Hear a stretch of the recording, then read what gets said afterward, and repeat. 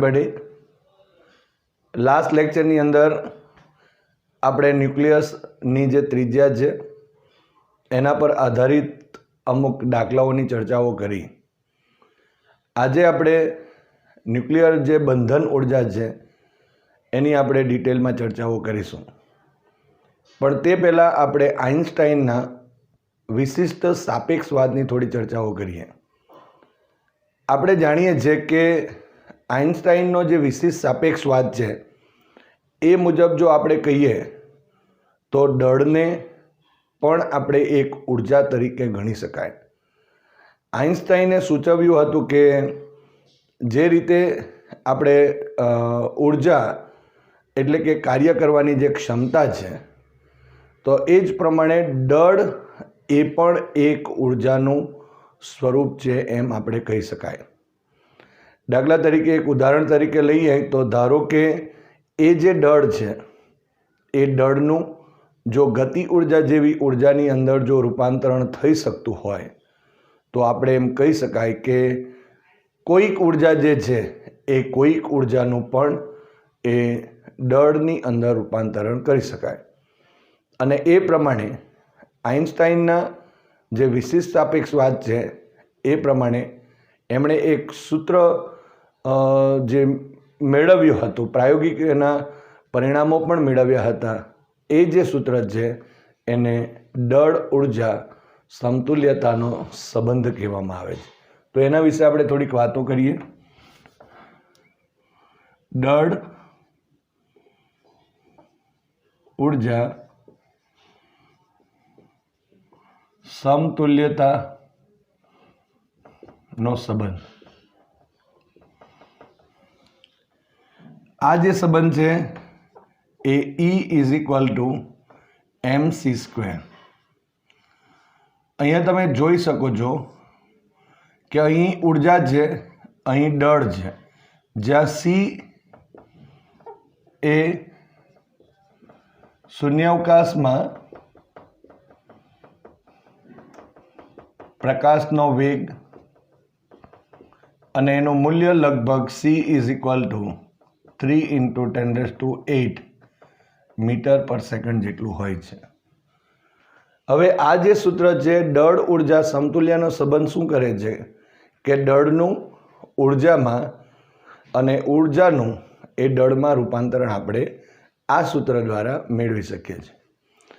આઇન્સ્ટાઈને આ સૂત્રની જે ચકાસણી છે એના માટેના જે પ્રાયોગિક પરિણામો છે એ ન્યુક્લિયસ ઉપર, ન્યુક્લિયોન એટલે કે પ્રોટોન અને ન્યુટ્રોન પર, અને ઇલેક્ટ્રોન અને કેટલાક જો આપણે કહીએ તો કણોના ન્યુક્લિયર પ્રક્રિયામાં એની ચકાસણી કરી હતી.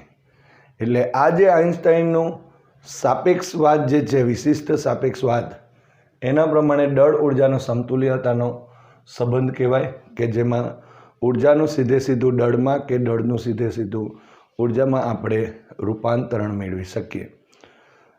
તો આ સૂત્રનો ઉપયોગ કરીશું અને એના બંધન ઉર્જાની ચર્ચા કરીએ. તો ન્યુક્લિયર બંધન ઉર્જા અથવા ન્યુક્લિયસની જે બંધન ઉર્જા જે છે એટલે શું? સામાન્ય રીતે આપણે જાણીએ છીએ કે બંધન ઉર્જા એટલે શું. બંધન ઉર્જાનો મતલબ આપણે જો એવું કહેવું હોય તો કોઈ પદાર્થ ધારો કે કોઈ બળ ક્ષેત્રમાં છે અને એ જે બળ ક્ષેત્ર છે એ બળ ક્ષેત્રમાંથી એ જે પદાર્થ છે, એ વસ્તુ છે, એને આપણે મુક્ત કરવા માટે જરૂરી જે લઘુત્તમ ઉર્જાની જરૂર પડે એને આપણે એની બંધન ઉર્જા કહીએ છીએ. પૃથ્વીના સંદર્ભમાં જ્યારે આપણે વાતો કરતા ત્યારે એને નિષ્ક્રમણ ઉર્જા, એસ્કેપ એનર્જી પણ આપણે કીધું છે. તો અત્યારે પણ આપણે જો ન્યુક્લિયર બંધન ઉર્જાની વાતો કરીએ તો ન્યુક્લિયર બંધન ઉર્જામાં પણ આ જ રીતે આપણે ચર્ચાઓ કરીશું. પણ સૌ પ્રથમ સમજી લઈએ કે એ ન્યુક્લિયર ઉર્જા કેવી રીતે મેળવી શકાય. આપણે દળ ઉર્જા જે સમતુલ્યતાનો સિદ્ધાંત છે એનો આપણે ઉપયોગ કરીશું. તો અહીં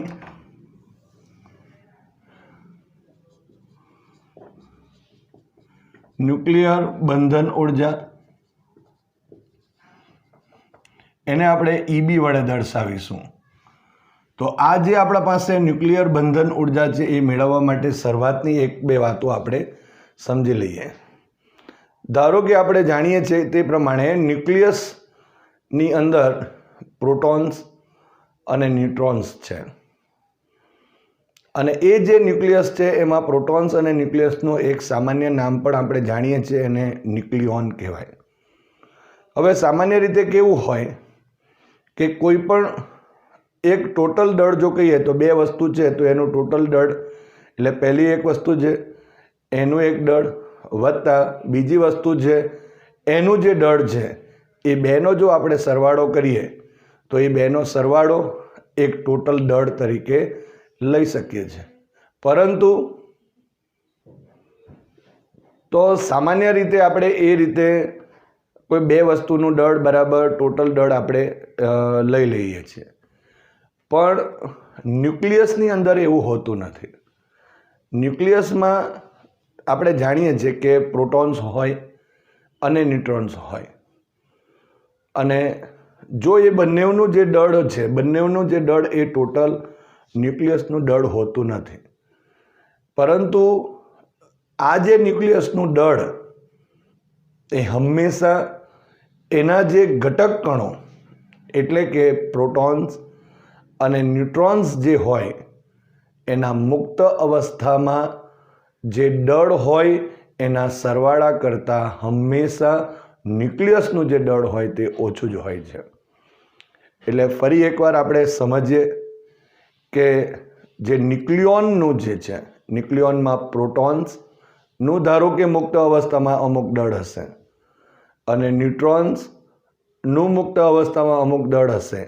એ બેનો જો સરવાળો કરીએ તો એ સરવાળો એ ન્યુક્લિયસના દળ કરતાં હંમેશા વધુ હોય, અને ન્યુક્લિયસનું દળ આ 2 સરવાળા કરતાં, 2ના સરવાળા કરતાં હંમેશા ઓછું જ હોય.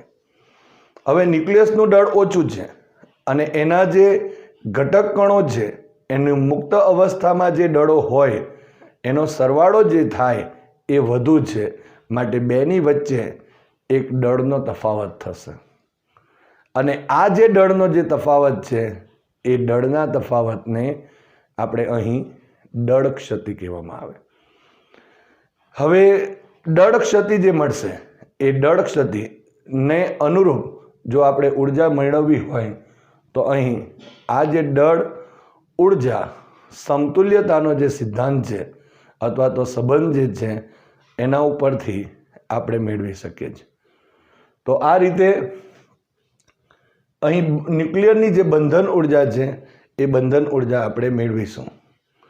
પણ શું થશે કે જ્યારે આપણે બંધન ઉર્જા મેળવીએ છીએ ત્યારે એનો અર્થ શું થશે કે જે કોઈ ન્યુક્લિયસ છે એમાં જે પ્રોટોન્સ હશે અને જે ન્યુટ્રોન્સ હશે બધા એને મુક્ત કરવા માટે જે જરૂરી એક લઘુત્તમ ઉર્જા હોય તે તેની બાઇન્ડિંગ એનર્જી કહી શકાય, એની બંધન ઉર્જા આપણે કહીશું.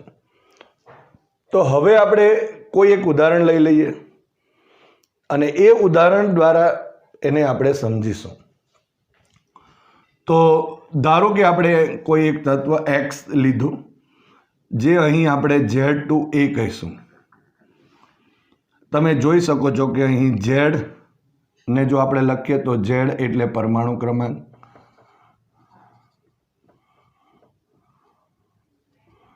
આ A છે એને પરમાણુ દળાંક કહીશું, અને N એટલે કે A માઇનસ અહીંયા Z થશે. એટલે એનો મતલબ એમ થયો કે ન્યુટ્રોનની સંખ્યા, અને આપણે ન્યુટ્રોનની સંખ્યા કહી શકાય.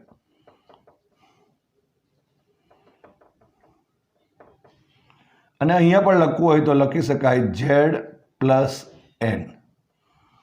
એટલે કે અહીં પ્રોટોન્સ અને જે ન્યુટ્રોન્સ છે એ બધાનો જે સરવાળો એ અહીં પરમાણુ દળાંક આપણે એ કહી શકાય. એટલે અહીંયા આપણે કુલ ન્યુક્લિયોનની સંખ્યા બની જાય.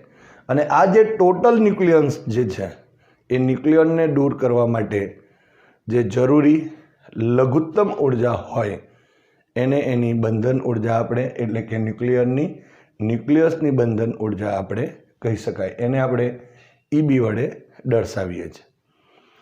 તો અહીંયા જો આપણે દળ ક્ષતિ પહેલાં તો કેવી રીતે કરીએ તે શોધી શકીએ. તો અહીંયા જો પ્રોટોનની સંખ્યા જો આપણે કેવી હોય, પરમાણુ ક્રમાંક એટલે અહીં પ્રોટોનની સંખ્યા કેવાશે અને ઇલેક્ટ્રોનની સંખ્યા બી કેવાશે. પરંતુ આપણે અત્યારે પ્રોટોનની સંખ્યાની જરૂરિયાત છે. અહીં n જે છે એ ન્યુટ્રોનની સંખ્યા છે. એને આપણે પરમાણુ દળાંકમાંથી પરમાણુ ક્રમાંકને બાદ કરી દીધી અને એ પણ મળશે. ધારો કે આપણે લખીએ, ધારો કે જે પ્રોટોનનું દળ સ્મોલ mp અને ન્યુટ્રોનનું દળ સ્મોલ mn છે. માટે અહીંયા બધા જે પ્રોટોન જે છે, કેટલા પ્રોટોન્સ હશે તો z જેટલા પ્રોટોન્સ કહેવાય. એનું કુલ દળ કેટલું થશે તો mp ઇન્ટુ z જેટલું થશે. અને ન્યુટ્રોનનું દળ ટોટલ કેટલું થશે તો કેટલા ન્યુટ્રોન છે તો n જેટલા, અને એકનું કેટલું છે તો અહીંયા mn જેટલું. માટે કેપિટલ N ઇન્ટુ mn જેટલું એનું કુલ દળ થશે. તો અહીંયા જો લખીએ તો ન્યુક્લિયસનું દળ capital M is less than, આપણે કાઉન્સમાં લખીશું z ઇન્ટુ mp. એનો મતલબ કે ટોટલ અહીંયા પ્રોટોનનું દળ થઈ જાય છે. અહીંયા પ્લસ n ઇન્ટુ mn એટલે કે ટોટલ ન્યુટ્રોનનું દળ થશે. તો અહીં તમે જોઈ શકો છો કે ન્યુક્લિયસની અંદરના જે ઘટક કણો, જે પ્રોટોન અને જે ન્યુટ્રોન્સ જે છે એના મુક્ત અવસ્થાની અંદર જે દળો કહેવાય, આ મુક્ત અવસ્થાની અંદર દળોનો સરવાળો એ આ ન્યુક્લિયસનું જે દળ છે એના કરતાં મોટું છે. એનો મતલબ કે ન્યુક્લિયસનું દળ એ આ બે દળો જે છે એના સરવાળા કરતાં હંમેશા ઓછું હશે. એટલે એનો મતલબ કે આ મોટું છે અને અહીં આ નાનું છે. માટે અહીં દળનો તફાવત અથવા તો એને આપણે દળ ક્ષતિ કહીએ, જેને ડેલ્ટા m વડે આપણે દર્શાવીશું. તો delta m is equal to અહીં ZMP પ્લસ NMN અને માઇનસ કેપિટલ M વડે દર્શાવીશું. માટે જે ન્યુક્લિયર બંધન ઉર્જા હશે એને ધારો કે આપણે EB વડે દર્શાવીએ. સો ઇઝ ઇક્વલ ટુ અહીં દળ એટલે દળ ઉર્જા સમતુલ્યતાના સંબંધ પ્રમાણે લખીએ તો દળ લખી દો અને ઇન્ટુ c² જેટલું થશે. તો આ સૂત્રનો ઉપયોગ કરી આપણે જે બંધન ઉર્જા છે એ શોધી શકાય. અહીંયા આનો મતલબ એવો થયો કે ન્યુક્લિયસમાંથી બધા જ ન્યુક્લિયોનને એ ન્યુક્લિયસમાંથી મુક્ત કરવા જરૂરી લઘુત્તમ જે ઉર્જા એ ન્યુક્લિયર બંધન ઉર્જા EB is equal to delta M into c² જેટલી થશે. હજુ પણ આપણે એક બીજી પણ વાત આની સાથે કરી શકીએ કે અહીંયા તમે જોઈ શકો છો કે Z જેટલા પ્રોટોન્સ છે અને N જેટલા અહીં ન્યુટ્રોન્સ છે. અહીંયા જો એને મુક્ત કરવા માટે જો બંધન ઉર્જાની જરૂર પડે તો જો ધારો કે Z જેટલા પ્રોટોન્સ અને N જેટલા જો ન્યુટ્રોન્સ જે છે એને ભેગા કરીએ અને એક ભેગા કરીને જો ન્યુક્લિયસ બનાવવામાં આવે તો ત્યારે પણ દળ ક્ષતિ તો આટલી જ હશે અને એને અનુરૂપ પણ ઉર્જા આટલી જ હશે. તો એ જે ઉર્જા છે એ ઉર્જા ત્યાં એટલી ઉત્સર્જિત થશે એમ આપણે કહી શકીએ. તો આ રીતે આપણે અહીં ન્યુક્લિયસની અથવા તો ન્યુક્લિયર બંધન ઉર્જા આપણે શોધી શકાય. હવે ધારો કે આ ન્યુક્લિયસ છે અને એમાંથી આપણે કોઈ એક ન્યુક્લિયોનને આપણે જો મુક્ત કરવું હોય એટલે કે ક્યાં તો પ્રોટોનને મુક્ત કરવું હોય અથવા તો ન્યુટ્રોનને મુક્ત કરવું હોય તો ત્યારે જરૂરી જે આપણા પાસે ઉર્જા છે એને આપણે ન્યુક્લિયોન દીઠ બંધન ઉર્જા તરીકે દર્શાવીશું. તો અહીંયા લખી દઈએ કે હવે ન્યુક્લિયોન દીઠ બંધન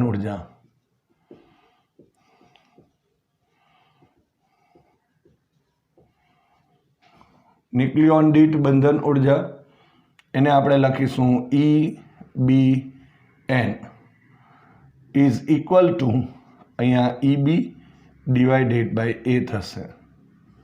એટલે આને જો વ્યાખ્યાયિત કરવી હોય તો એમ કહી શકાય કે ન્યુક્લિયસની જે બંધન ઉર્જા છે એ બંધન ઉર્જાને જો પરમાણુ દળાંક વડે જો ભાગીએ તો જે ઉર્જા આપણને મળે એને ન્યુક્લિયોન દીઠ બંધન ઉર્જા કહેવાય.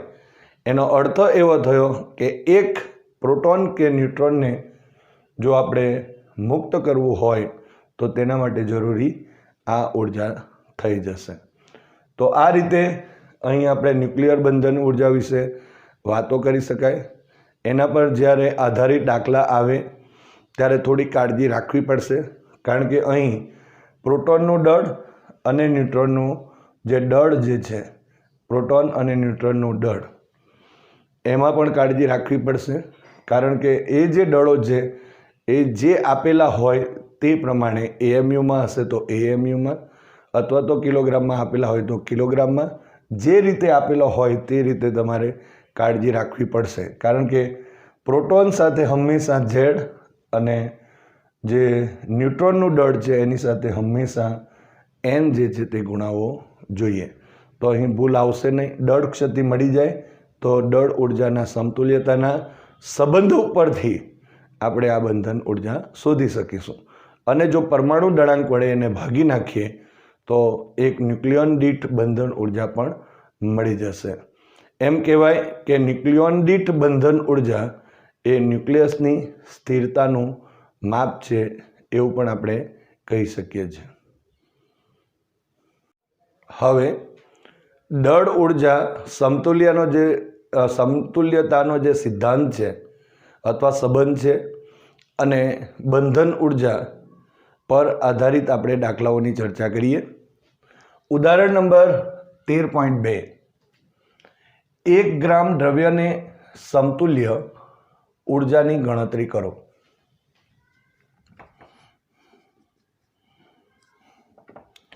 અહીંયા સૌપ્રથમ આપણે M ઇઝ ઇક્વલ ટુ આપેલ છે 1 ગ્રામ. સો M ઇઝ ઇક્વલ ટુ અહીંયા 1 × 10⁻³ કિલોગ્રામ જેટલું થશે. બીજો C ઇઝ ઇક્વલ ટુ અહીંયા 3 × 10⁸ મીટર પર સેકન્ડ છે. માટે અહીં જો લખીએ તો 1 ગ્રામ દ્રવ્યને સમતુલ્ય ઉર્જા E is equal two mc². તમે ઉપર આમ પણ લખી શકાય દળ ઉર્જા સમતુલ્યતાના સંબંધ મુજબ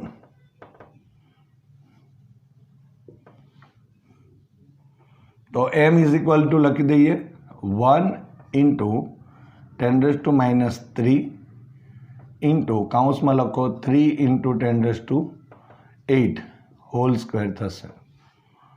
સો ઇઝ ઇક્વલ ટુ અહીંયા 9 થવાના એટલે 9 × 10⁻³ × 10⁻16 થશે. સો ઇઝ ઇક્વલ ટુ 9 × 10⁻13 જૂલ થઈ. હવે આ જે ઉર્જા છે એ ઉર્જાનો મતલબ એવો થયો કે 1 ગ્રામ દ્રવ્ય જે છે, દળ છે, એનું જ્યારે ઉર્જામાં રૂપાંતર થાય ત્યારે આટલી ઉર્જા આપણને મળશે. E is equal two 9 × 10⁻13 joule જેટલી થશે. બીજી એક વસ્તુ આપણે અહીંયા સમજી લઈએ કે જો આ જૂલ ઉર્જામાં મળે છે, જો ઇલેક્ટ્રોન વોલ્ટ મિલિયન ઇલેક્ટ્રોન વોલ્ટમાં ફેરવવું હોય તો આપણે જાણીએ છીએ કે 1 electron volt is equal two 1.6 into 10⁻⁹ joule જેટલી ઉર્જા થશે. એટલે અહીં જો ઇલેક્ટ્રોન વોલ્ટમાં ફેરવવું હોય તો આપણે 1.6 ઇન્ટુ 10⁻⁹ જે જૂલ છે એના વડે આપણે ભાગવું પડે. તો એના વડે જો એટલા વડે જો ભાગી નાખીએ તો ઇલેક્ટ્રોન વોલ્ટમાં ફેરવાઈ જશે, કારણ કે 1.6 into 10⁻⁹ joule is equal two 1 electron volt થશે. તો આ રીતે આપણે અહીંયા દળને જે સમતુલ્ય ઉર્જા છે તેની ગણતરી કરી શકાય. હવે ઉદાહરણ નંબર 13.3. એક એટોમિક માસ યુનિટ એટલે કે યુ ને સમતુલ્ય ઉર્જા પ્રથમ જૂલમાં અને પછી મિલિયન ઇલેક્ટ્રોન વોલ્ટમાં શોધો. આ પરથી ઓક્સિજન 8-16ની દળ ક્ષતિને મિલિયન ઇલેક્ટ્રોન વોલ્ટ પર c² દર્શાવો.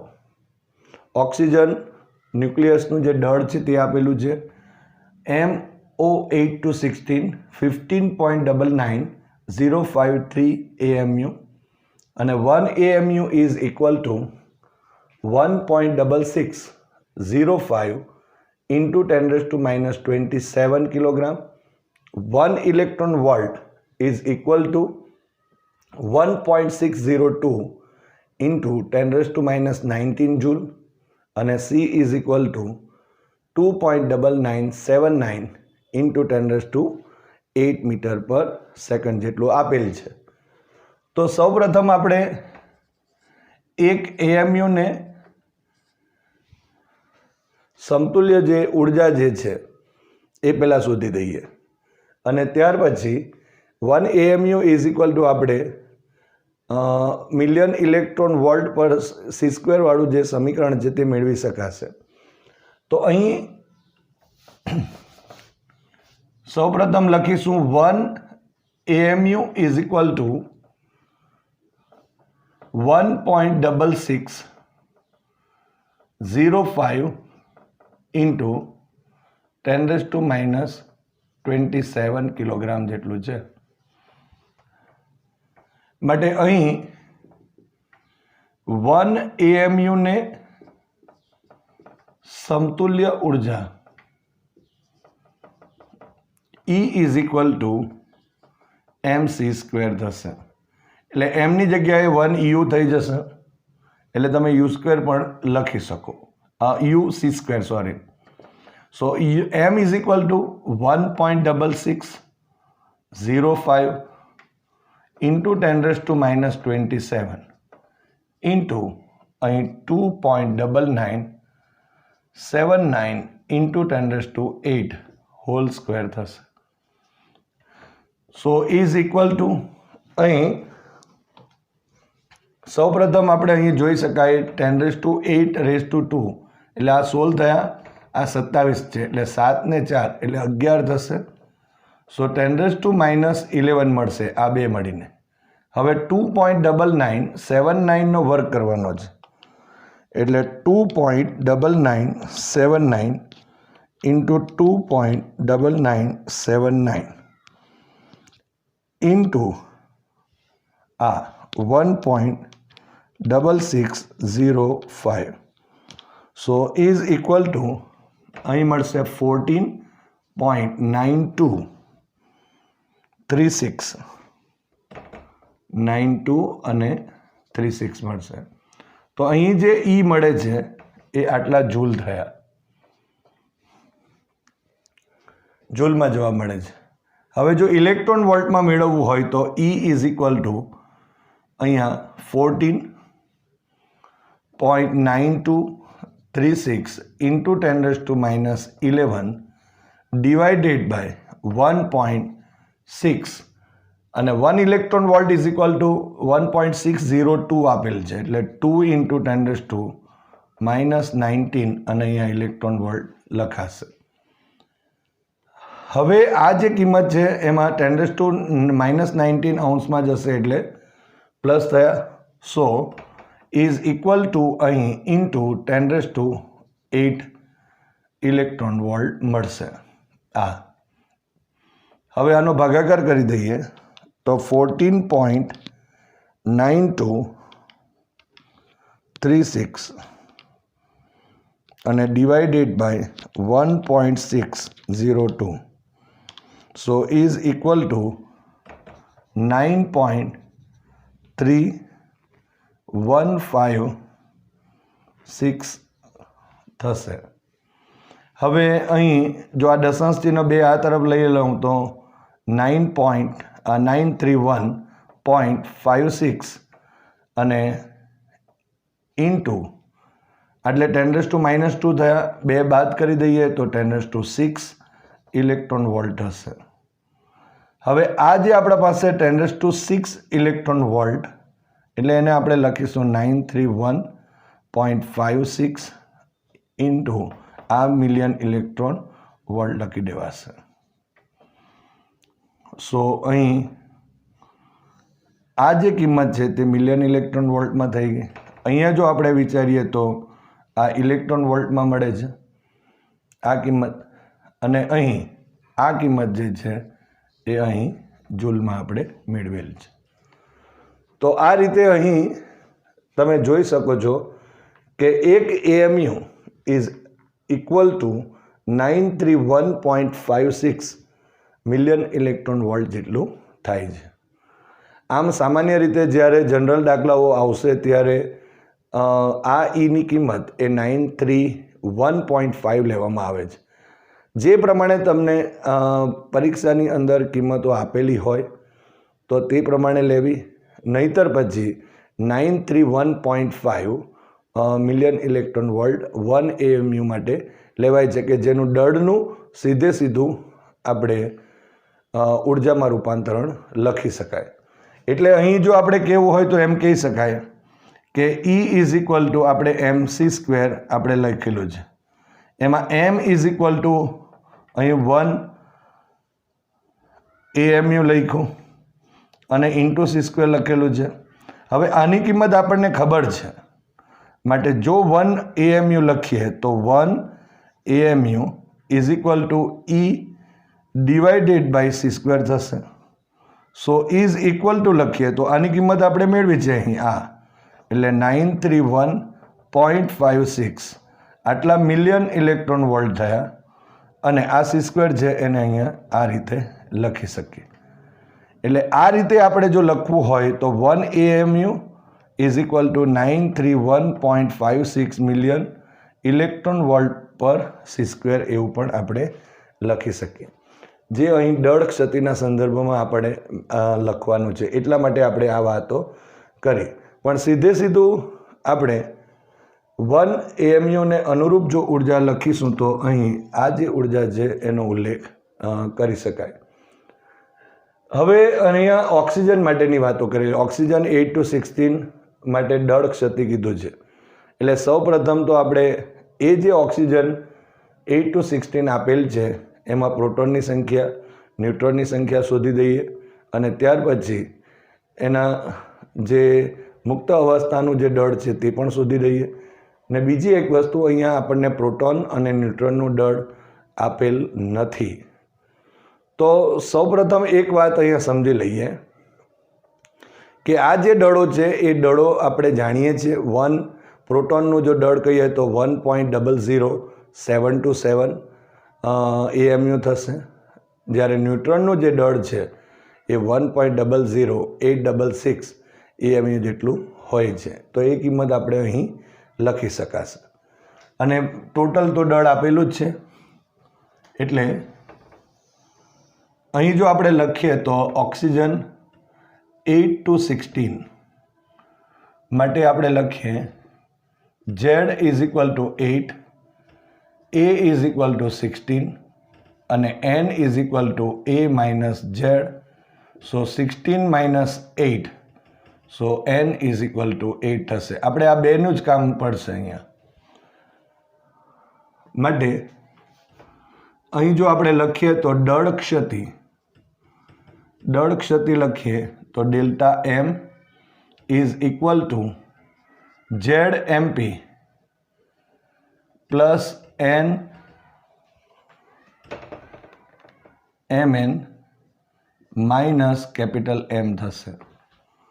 સો delta M is equal to Z is equal to 8, MP એટલે પ્રોટોનનું દળ 1.00727 પ્લસ 8 કૌંસમાં 1.00866 આ ન્યુટ્રોનનું દળ છે એએમયુ અને માઇનસ અહીંયા ઓક્સિજનના ન્યુક્લિયસનું દળ 15.99053 આટલા એએમયુ છે. તો હવે આનો ગુણાકાર બી કરી દઈએ તો 8 into 1.00727 is equal two 8.05816 plus 8 into 1.00866 so is equal two 8.06928 અને માઇનસ 15.99053. હવે આ બેનો જે ટોટલ છે એ કરી દઈએ તો plus 8.05816 is equal to 16.12744 minus 15.99053. તમે જોઈ શકો છો ન્યુક્લિયસનું જે દળ છે એ આ બેના જે દળનો સરવાળો જે છે ન્યુક્લિયોન એટલે કે પ્રોટોન્સ અને ન્યુટ્રોન્સના મુક્ત અવસ્થામાં જે દળો છે એના સરવાળા કરતાં ઓછું છે.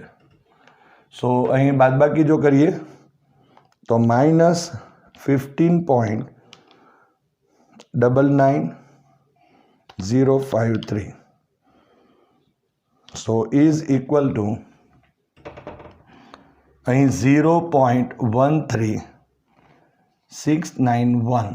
તો આ આપણને જે મળે છે એ ડેલ્ટા એમ એએમયુમાં મળે છે એટલે કે યુ મળી ગયું. આ પરંતુ અહીં કીધેલું છે દળ ક્ષતિને million electron volt per C સ્ક્વેરમાં મેળવો. એટલે અહીંયા તમે જોઈ શકો છો 1 AMU is equal two 931.56 million electron volt પર અહીંયા સી સ્ક્વેર થશે. તો અહીંયા આ જે કિંમત છે એને જો લખવું હોય તો આ રીતે લખી શકાય delta M is equal to 0.13691 into 1 AMU એટલે 931.56 million electron volt per C square.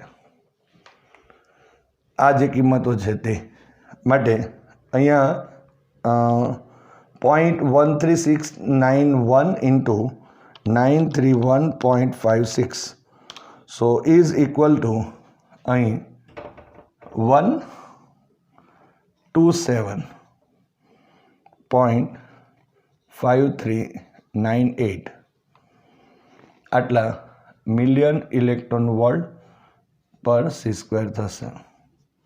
આ ડેલ્ટા એમની કિંમત થઈ. તો આ રીતે આપણે અહીં લખી શકીએ. હવે આને અનુરૂપ જો ઉર્જા જોઈતી હોય તો E is equal to delta M into C square. તો અહીંયા ડેલ્ટા એમની કિંમત આટલી મૂકીએ તો સી સ્ક્વેર અને સી સ્ક્વેર કેન્સલ થશે એટલે આટલા મિલિયન ઇલેક્ટ્રોન વોલ્ટ એની બંધન ઉર્જા થઈ જશે. એટલે ઓક્સિજનમાંથી જો આ 16 જેટલા જે ન્યુક્લિયોનને દૂર કરવા હોય તો 127.5398 મિલિયન ઇલેક્ટ્રોન વોલ્ટ જેટલી ઉર્જાની જરૂર પડે એમ આપણે અહીં કહી શકાય.